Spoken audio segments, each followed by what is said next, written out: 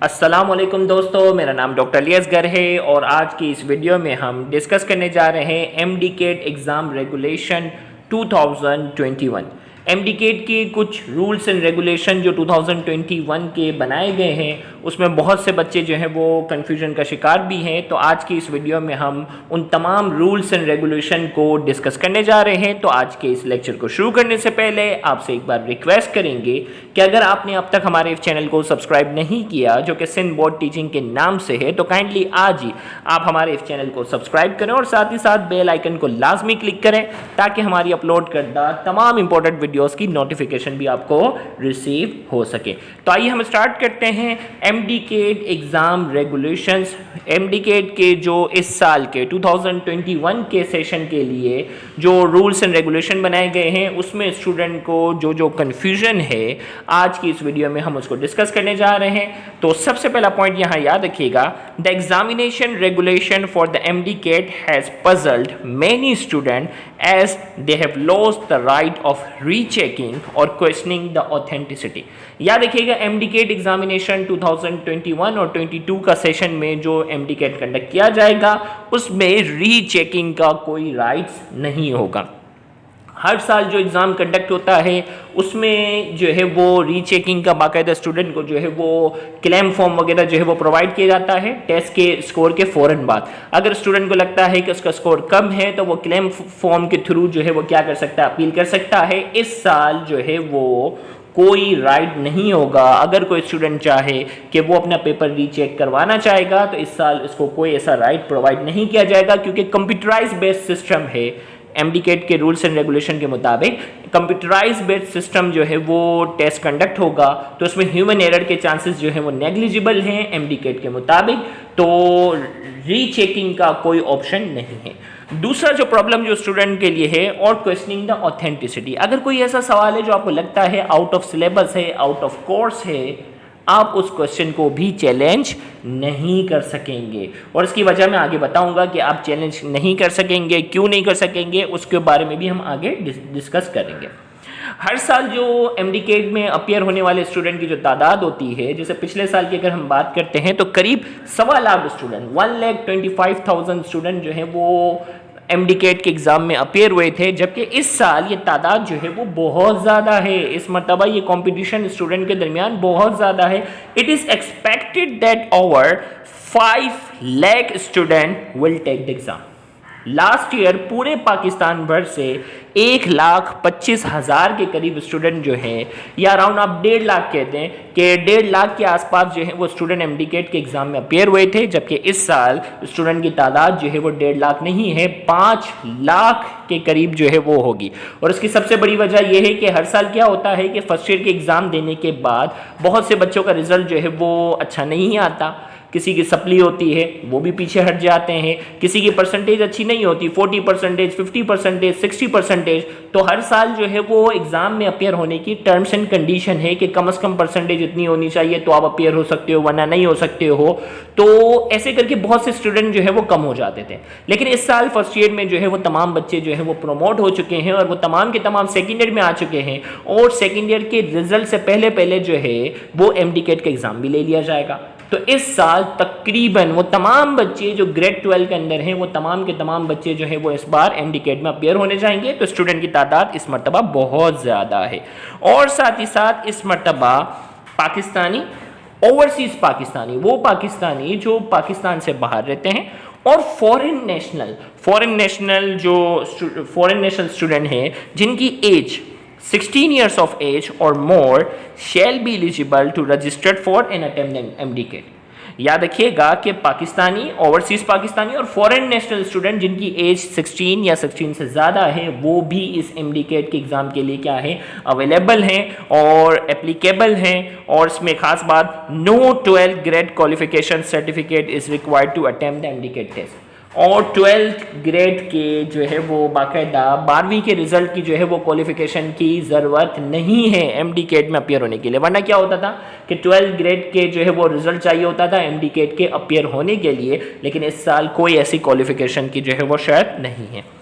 दूसरा, MDCAT exam shall not be bound to any text book. याद रखिएगा, इन्होंने क्लियरली मेंशन कर दिया है कि MDCAT एग्जाम वाले जो होंगे वो किसी टेक्स्ट बुक के पाबंद नहीं होंगे और HSC बोर्ड सिलेबस या किसी भी HSC बोर्ड सिलेबस के पाबंद नहीं हैं। And the question in each paper will be randomly selected from the examination question bank. और इनकी जो क्वेश्चन बैंक होंगी उससे जो है वो रैंडमली वो कोई भी क्वेश्चन जो है वो सामने ला सकते हैं, किसी भी टेक्स्ट बुक के ये पाबंद नहीं है। अक्सर बच्चा पूछता है सिंटेक्स बुक बोर्ड पढ़नी चाहिए, पंजाब वाली पढ़नी चाहिए, फेडरल पढ़नी चाहिए, तो यहाँ इस साल इन्होंने क्लियरली मेंशन किया है कि वो किसी भी टेक्स्ट बुक के जो है वो पाबंद नहीं है। अब जो मेन बात देखो, मैंने इसको इन्वर्टेड भी कर दिया ना, हाईलाइट भी कर दिया। Each person shall be provided a unique paper and no person will have right to object to questions और करेक्ट आंसर। याद रखिएगा, हर स्टूडेंट का जो पेपर होगा वो क्या होगा, यूनिक पेपर होगा। And no person will have right to object to questions.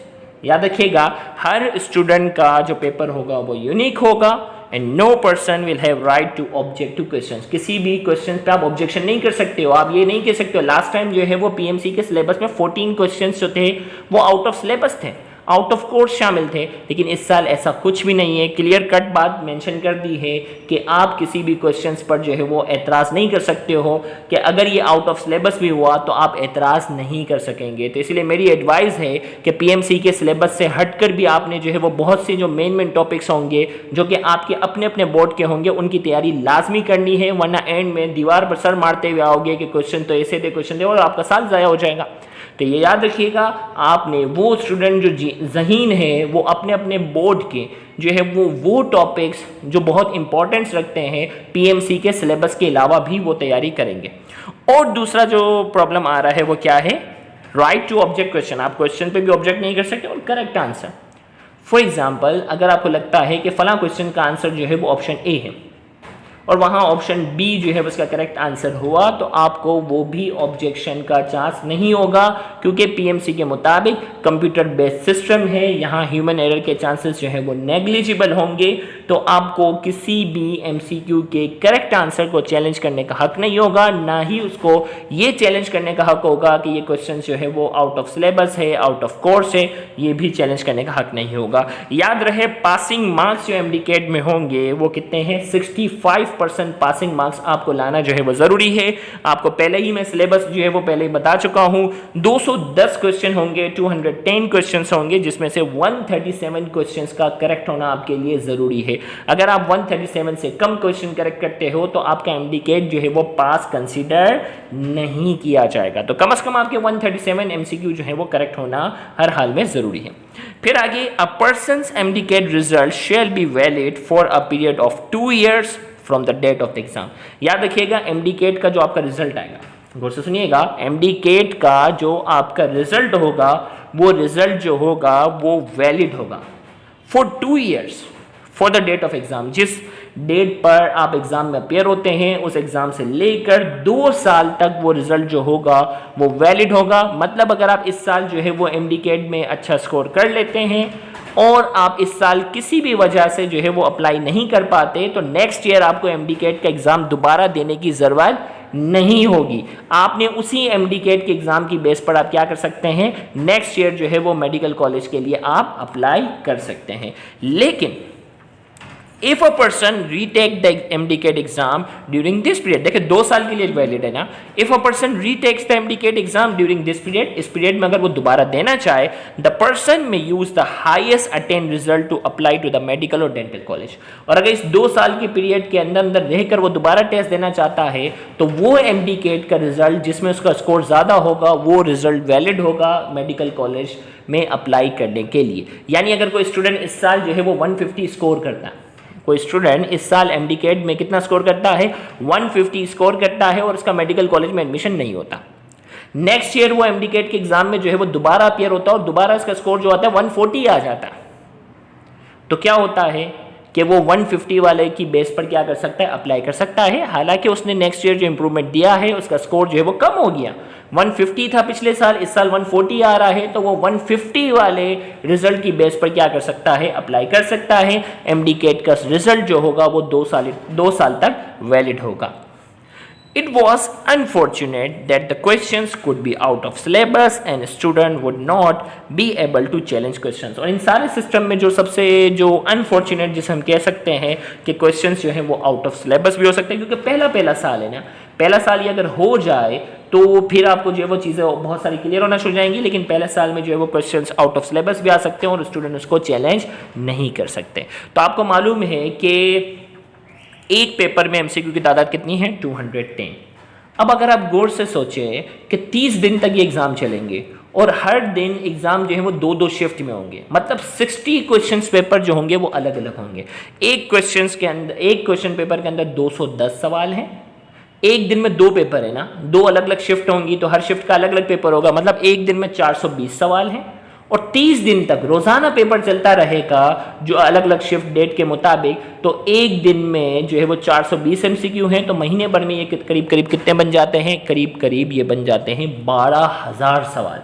12,000 questions जो है वो एमसीक्यू बैंक की शक्ल में जो है वो आपके सामने होंगे, यानी वो हर वैरायटी के सवाल को जो है वो स्टूडेंट को वो चेक करने के लिए अप्लाई कर सकते हैं। तो उम्मीद करते हैं कि आज की इस वीडियो से आपकी नॉलेज में मज़ीद इजाफा हुआ होगा।